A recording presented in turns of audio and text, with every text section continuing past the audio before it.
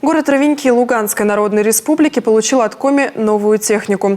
Экскаватор-погрузчик производства «Беларусь» уже передан на баланс коммунальному предприятию. Скрывать теплотрассу и рыть траншеи им будет гораздо проще и быстрее. Как спецтехника уже показала себя в деле, расскажет Любовь Лапина. Новенький, только с конвейером. Произвели экскаватор-погрузчик в Беларуси.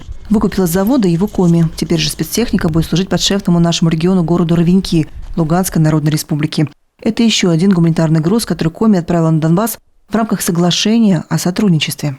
Это действительно большая помощь для города, и хочется выразить слова благодарности Республике Коми за оказанную помощь. Это неотъемлемая часть в соглашении, которое мы подписали еще 25 июня. Здесь на базе коммунального предприятия было проработано ряд мероприятий по улучшению работы коммунального предприятия. Новый экскаватор-погрузчик поставлен на баланс местного коммунального предприятия. Спецтранспорт уже начал трудиться на благо города. Со своей задачей, выемкой и погрузкой грунта справляется отлично. Скрыть теплотрассу и вырыть траншею. Отныне можно сделать и быстро, и качественно.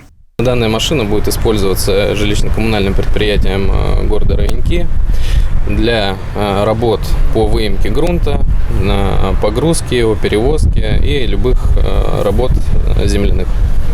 Это не первая техника, которая прибыла в Ровеньки из Коми. Ранее наша республика уже передала водовозы и асфальтный каток. В ближайшем будущем поставит дополнительный спецтранспорт. В планах также на этой неделе дополнительно еще закупить и поставить автогрейдер и рециклер.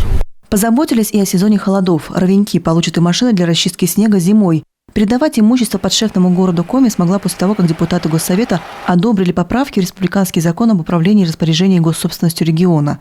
Это позволило своевременно начать подготовку ровеньков к предстоящему осенне-зимнему периоду.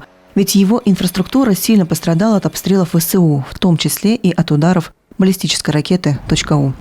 Любовь Лапина, Галина Гончаренко, Вячеслав Пушкарный, телеканал Юрган, Ровеньки, Луганская Народная Республика.